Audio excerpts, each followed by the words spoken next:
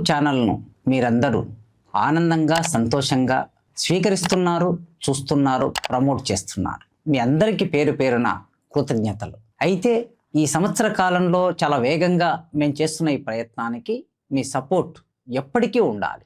కేవలం మీ సపోర్ట్ మాత్రమే సరిపోదు మిత్రులారా. చాలా విస్తృతంగా నేను చేసే వీడియోస్ను జన బాహుళ్యంలోకి తీసుకెళ్ళాలి.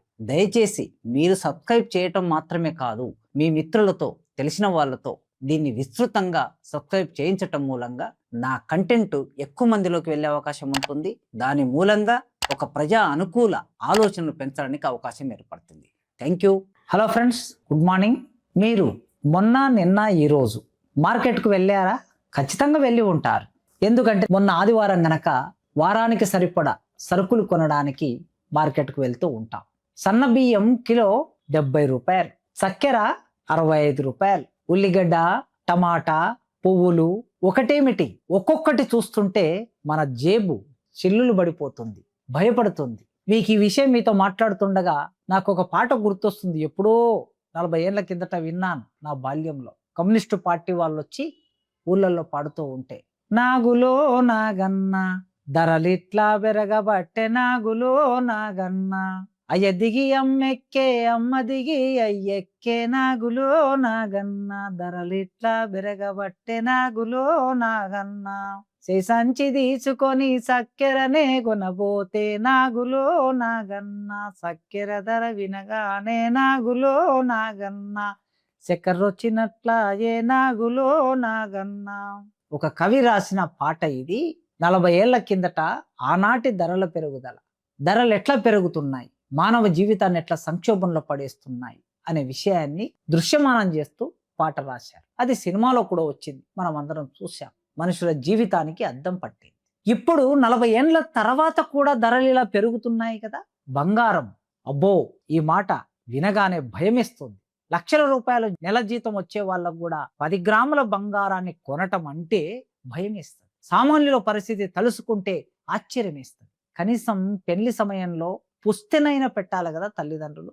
ఒక పుస్తె కొనాలంటే, ఉంగరం పెట్టాలంటే, తులం బంగారం కొనాలంటే సామాన్యుడి పరిస్థితి ఎలా ఉంటుంది? బంగారం 2 సంవత్సరాల కాలంలోనే డబల్గా పెరిగింది. ఎందుకు కారణం? ఈ ధరల పెరుగుదల అనేది ఒక హైదరాబాద్లోనే కాదు, దేశవ్యాప్తంగా పెరుగుతున్నాయి.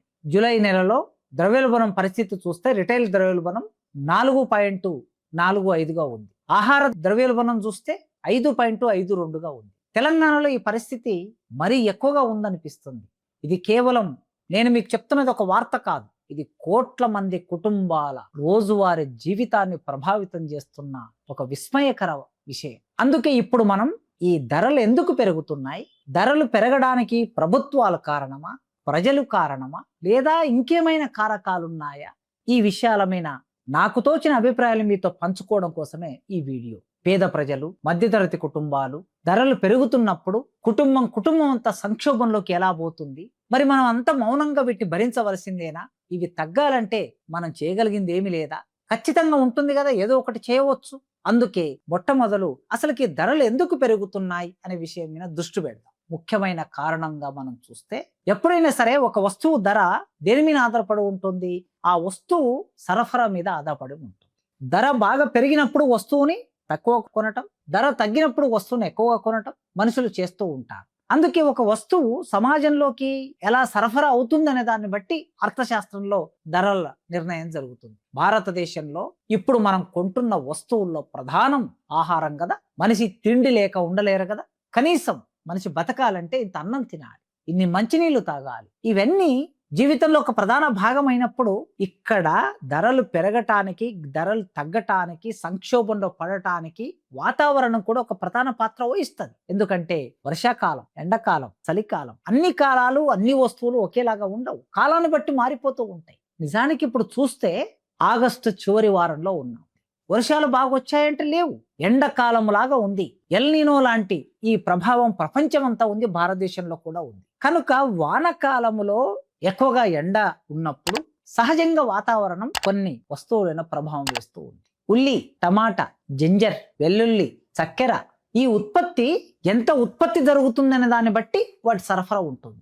చక్కెర ధరలు కొన్ని వారాల్లోనే విపరీతంగా పెరిగిపోయాయి. 30-50% పెరిగాయని ఆర్థిక నిపుణులు విశ్లేషణ చేస్తూ ఉన్నారు. మరి బియ్యానికి సంబంధించిన ధరలు పెరగడానికి కేవలం భారతదేశంలో ఉన్న పరిస్థితులు, తెలంగాణలో ఉన్న పరిస్థితులే మాత్రమే కాకుండా అంతర్జాతీయంగా యుద్ధం ఒక కారణం. అటువైపు ఇజ్రాయెల్ పాలస్తీనా మీద దాడి, ఇటువైపు ఇరాన్ మీద అమెరికా దాడి, ఆఫ్రికా దేశాల్లో అంతర్గత సంక్షోభాలు, ఫలితంగా ఆ దేశాల నుంచి రావలసిన ఆయిల్ మనకు సరైన సమయంలో రాకపోవటం, వచ్చిన పరిమిత స్థాయిలో రావటం, ఫలితంగా వాటి ధరలు పెరగటం. సహజంగా పెట్రోలు, ఆయిల్ ధరలు పెరిగినాయంటే వాటి ఎఫెక్ట్ రవాణా మీద పడుతుంది. రవాణా ఖర్చులు పెరిగినాయంటే రవాణా చేసే వస్తువుల మీద దాని ప్రభావం పడుతుంది. అందుకే డీజిల్, పెట్రోల్, ప్యాకింగ్, ఎరువులు ఇవన్నీ ఖరీదుగా మారిపోయాయి. ఇప్పుడు వ్యవసాయం చేసే సమయం కదా, ఈ సమయంలో రైతులు వ్యవసాయం చేయాలంటే ఎరువులు కావాలి, విత్తనాలు కావాలి.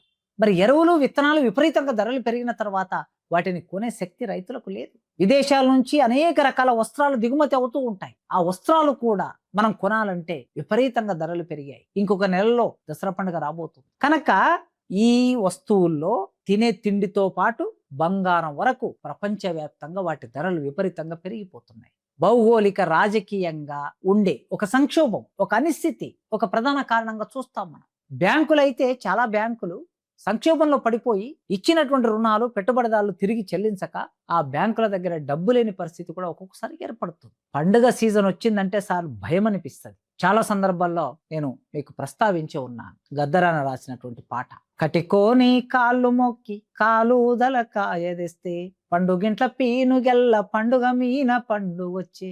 పండుగ వచ్చిందంటే పేదవాళ్ళకు భయం. పిల్లలకి కొత్త బట్టలు కుట్టించాలని, కనీసం పండుగ రోజు ఇంత స్వీట్ చేసుకోవాలని, ఇంత మాంసం తెచ్చి పెట్టాలని కోరిక ఉంటుంది పిల్లలకి. తల్లిదండ్రులకి ఆ ప్రేమ ఉంటుంది. కానీ పండుగల సీజన్ వస్తే, అది బోనాల పండుగ, అది దసరా పండుగ, అది శ్రావణ మాసం, ఇంకా ముఖ్యంగా సెప్టెంబర్ 1వ తారీఖు నుంచి పెళ్లిళ్ళ సీజన్ మొదలవుతుంది. ఇక ఈ సమయంలో ధరలు ఎలా ఉంటాయో చూడండి మీరు. మనం ప్రారంభంలో చెప్పుకున్న బియ్యం, చక్కెర, వివిధ రకాల వస్తువులు, పువ్వులు, బంగారం అమాంతంగా పెరిగిపోతున్నాయి.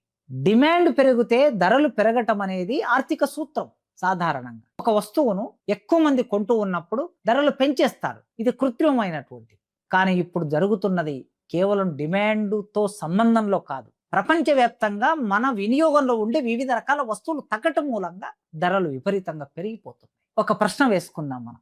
ఈ విధంగా ధరలు పెరగటానికి ప్రభుత్వాలు కారణమా లేకపోతే ప్రజలు కారణమా? ఒక రకంగా చూస్తే ప్రభుత్వాలు ప్రధాన బాధ్యతలో ఉండాలి. ఎందుకంటే ప్రజల్ని పరిపాలిస్తున్న ప్రభుత్వాలకి సమాజం మీద, ప్రజల మీద, ఆ దేశం మీద ఒక అంచనా ఉండాలి. భారతదేశంలో ఇన్ని కోట్ల మంది ప్రజలు ఉన్నారు, కష్టపడి పనిచేసే ప్రజలు ఉన్నారు, వ్యవసాయం తగినటువంటి భూమి ఉన్నది, నీటిపారుదల సౌకర్యాలు ఉన్నాయి, రవాణా ఉన్నది. రైతులకి వ్యవసాయం చేయడానికి కావలసిన పద్ధతిలో ప్రభుత్వం సహకరించకపోయే ఒకానొక పరిస్థితి ఉంది. ప్రపంచ దేశాలన్నీ రైతులకి 90% సబ్సిడీ ఇస్తున్నా ఏ పంట పండించినా.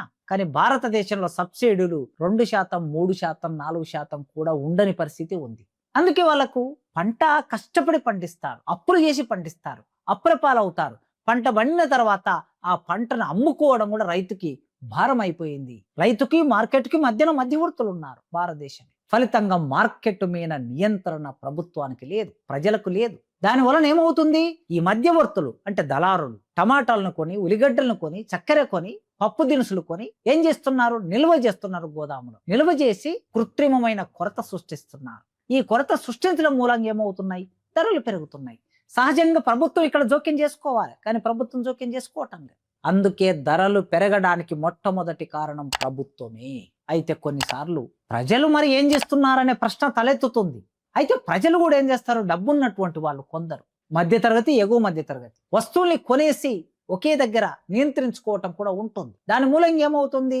అధిక డిమాండ్, సమాజంలో వస్తువులు దొరకకపోగా ఎక్కువ మంది దాన్ని కోరుకోవటం మూలంగా కూడా ధరలు పెరిగే అవకాశం ఉంది. ఇట్లా మనం చూసినప్పుడు వాతావరణం కూడా ఒక ప్రధానమైన కారణంగా ఉంటుంది. అంతర్జాతీయ పరిణామాలు కూడా మరో కారణంగా ఉంటాయి. ప్రపంచం యుద్ధంలో ఎంగేజ్ అయి ఉన్నప్పుడు సహజంగా మన దేశంలో ధరలు పెరుగుతాయి. వాతావరణం ఇప్పుడు వర్షాకాలంలో వర్షాలు విపరీతంగా కురవాలి. వర్షాలు విపరీతంగా కురిసి ఆకుకూరలు పండాలి, కూరగాయలు పండాలి, టమాటాలు పండాలి, ఉల్లిగడ్డలు పండాలి, మొక్కజొన్న పండాలి, పప్పు దినుసులకు కావలసినటువంటి పంటలన్నీ కూడా పండాలి. కానీ ఇప్పుడు పరిస్థితి ఎట్లా ఉన్నది దేశంలో, రాష్ట్రంలో?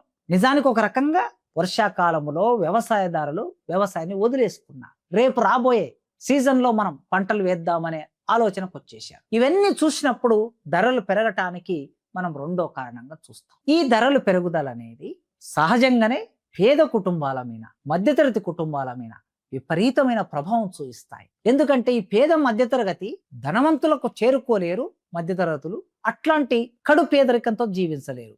ఈ మధ్యలో నలిగిపోతూ ఉండే మధ్యతరగతి ఎక్కువగా ప్రభావితం అవుతుంది. ఆహారం మీద సహజంగా ఎక్కువ ఖర్చు పెడతాం కదా. ఈ ఖర్చు పెట్టినప్పుడు మనం నెలకింత బడ్జెట్ వేసుకుంటాం. ఒక 20,000 జీతం వస్తుంది లేదా 30,000 జీతం వస్తుంది. ఆ వచ్చిన జీతంలో బియ్యం కొనడానికి, కూరగాయలు కొనడానికి, పప్పు దినుసులు కొనడానికి దాంట్లో ఒక 5 నుంచి 7,000, 10,000 మనం బడ్జెట్ వేసుకుంటే ఈ 10,000లో ఒకేసారి బియ్యానికే ఒక 6-7,000 ఖర్చు అయినాం అనుకోండి. మిగిలిన 3,000తోనూ మిగతా వస్తువును కొనడం సాధ్యం కాదు. కనుక నెలవారీ బడ్జెట్ తలకిందులైపోతుంది. ఈ తలకిందులైపోయి ఒక సంచి పట్టుకొని మనం మార్కెట్కి వెళితే ఒక 1,000 రూపాయలు జేబులో పెట్టుకొని పోతే కనీసం సంచిలో సగానికి కూడా వస్తువులు రాని పరిస్థితి మనం చూస్తూ ఉంటాం. పిల్లలు, పాలు, కూరగాయలు, పప్పులు ఇవన్నీ తగ్గించుకోవాల్సి వస్తుంది. ఫలితంగా మొత్తం సమాజం మీద ఆ ప్రభావం పడుతుంది. అంటే ఇంట్లో 2 పిల్లలు ఉంటే కనీసం వాళ్ళిద్దరికి తాగడానికి ఇన్ని పాలు ఇవ్వలేకపోతే, తోడేసింత పెరుగు పెట్టలేకపోతే, వాళ్ళ శరీరానికి కావలసిన పోషకాలు అందడానికి కూరగాయలు, గుడ్లు, పప్పులు వంటలో లేకపోతే పోషకాహారాలు ఎలా వస్తాయి? ఇవన్నీ తగ్గటం మూలంగా పోషకాహారం తగ్గి భవిష్యత్తులో ఎదిగే పిల్లలు ఈ దేశానికి వారి శక్తి సామర్థ్యాలని సరిగ్గా వినియోగించలేని ఒకానొక పరిమితి ఏర్పడుతుంది. ఇన్ని సమస్యలు చూసినప్పుడు అసలు పొదుపు అనేది భవిష్యత్తుకు అవసరం కదా. పిల్లల చదువుల కోసమో, అనారోగ్యం కోసమో ఏదో రూపంలో ప్రతి మనిషి ఇంత పొదుపు చేయాలని అనుకుంటారు. కానీ ఇంత సంక్షోభం ఉన్నప్పుడు అసలు పొదుపు చేస్తామా? మరి అప్పుడు ఏమవుతుంది? రుణభారం పెరిగే ప్రమాదం ఉన్నది. ఈ రుణభారం పెరిగి మధ్యతరగతి కుటుంబాలు, వాళ్ళు ఉన్న ఇంటి అద్దెలు పెరిగి, పిల్లల స్కూళ్ళు పెరిగి, వైద్యం ఖర్చు పెరిగి, ఇవన్నీ చూస్తే జీవితమే ఒక భారంగా మారిపోతుంది. కనుక పేదలు దేని మీద ఆధారపడతారు? పబ్లిక్ డిస్ట్రిబ్యూషన్ మీద ఆధారపడతారు. కేంద్రంలో పౌర సరఫరాల శాఖ, రాష్ట్రంలో పౌర సరఫరాల శాఖ అది నాణ్యంగా లేకపోతే, సరఫరా చేయలేకపోతే, అంటే ప్రజలు ఉత్పత్తి చేసిన సంపదని, వ్యవసాయ ఉత్పత్తులని ప్రభుత్వమే కొని గోదాముల్లో పెట్టి ప్రజలకి ఇలాంటి సంక్షోభం ఏర్పడినప్పుడు సరఫరా చేయవలసి ఉంటుంది. కానీ మొత్తంగా ధరలు పెరగటం అనేది ఇది కేవలం ఆర్థిక సమస్యగా మాత్రమే చూడకూడదు. కుటుంబాలలో అశాంతి పెరుగుతుంది, భార్యాభర్తకు మధ్య ఘర్షణ ఏర్పడుతుంది, పిల్లల భవిష్యత్తు ప్రశ్నార్థకమవుతుంది, ఆ ఎఫెక్ట్ మనసు వినబడుతుంది, మానసికంగా డిస్టర్బ్ అయ్యే పరిస్థితి వస్తుంది, ఆ మానసిక అనారోగ్యం కూడా ఏర్పడుతుంది.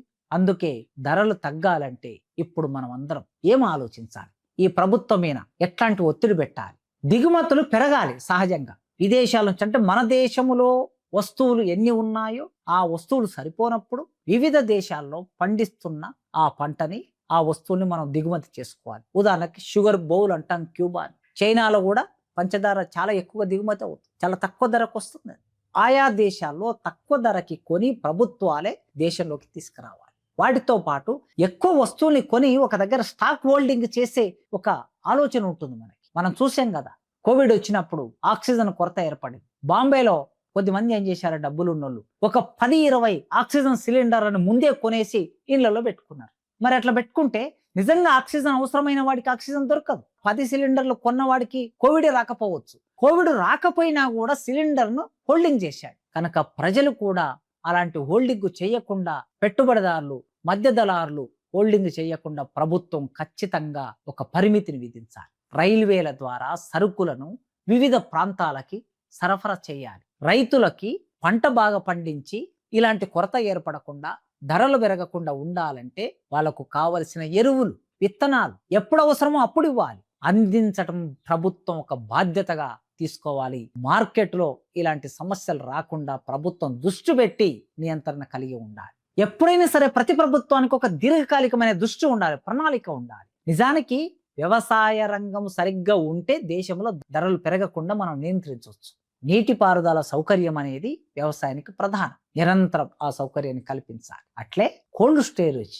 ఒక రైతు పంట పండిస్తే ఆ రైతు అప్పటికప్పుడు అమ్ముకోలేడు. ఒకవేళ అమ్ముకున్న తక్కువ ధరకు దళాలు తీసుకెళ్లిపోతారు. కనుక పంటకి సరైన సమయంలో సరైన ధర రావాలంటే రైతు ఆ పంటని స్టోరేజ్ చేసుకునే అవకాశం ఉండాలంటే ప్రభుత్వాలు ప్రతి గ్రామంలో కోల్డ్ స్టోరేజ్లను నిర్మాణం చేయాలి. అట్లే పప్పులు ఉన్నాయనుకోండి, కంది పప్పు ఉన్నది, కందులు పండిస్తారు. ఆ కందులను పప్పుగా మార్చడానికి కావలసిన ప్రాసెస్ యూనిట్, చెరుకు పండిస్తాడు రైతు, ఆ చెరుకును చక్కెరగా మార్చడానికి కావలసిన ప్రాసెస్ చేసే యూనిట్ రైతులకి అందుబాటులో ఉండాలి.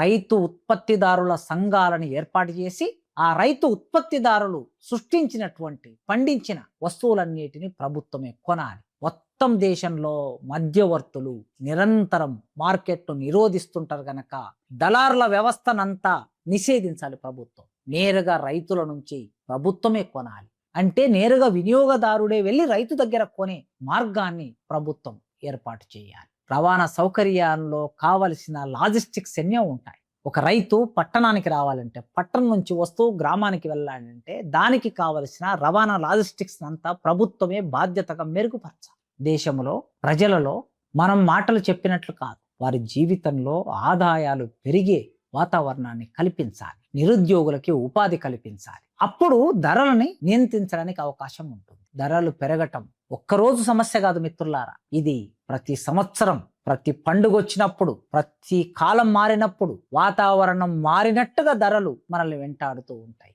కనుక మనమందరం ఈ సమాజంలో ధరల పెరుగుదలను అరికట్టాలంటే తప్పనిసరిగా పూనుకోవాలి. ధరల పెరుగుదలను అరికట్టి వ్యవసాయ రంగానికి, పారిశ్రామిక రంగానికి సముచితమైన ప్రాధాన్యతనిచ్చి దళారీ వ్యవస్థని నిరోధించగలిగిన ప్రభుత్వాలు ఉన్నప్పుడే ఇది సాధ్యమవుతుంది. అలాంటి ప్రయత్నం ప్రజల నుంచే వస్తుంది తప్ప పాలకులు ఎప్పుడు చేయలేరు. ఓటేసి ఎన్నుకున్న వాళ్ళే ఆ ప్రభుత్వాన్ని ప్రశ్నించాలి. అలాంటి ప్రయత్నం మీరు చేస్తారని, మీ అభిప్రాయాలని, మీ ఆలోచనల్ని కామెంట్ బాక్స్లో తప్పనిసరిగా రాయండి. ఈ వీడియో మీకు తప్పనిసరిగా ఉపయోగపడుతుంది అనుకుంటున్నాను. ఉపయోగపడితే దాన్ని విని వదిలేయటం కాదు, దాన్ని లైక్ కొట్టాలి, దాన్ని షేర్ చేయాలి, సబ్స్క్రైబ్ చేయాలి, లక్షలాది మందిలోకి పంపించాలి. అప్పుడే మీకు కావలసిన సరైన కంటెంట్ను రూపొందించి అందించడానికి ఒక పునాది దొరుకుతుంది. Thank you.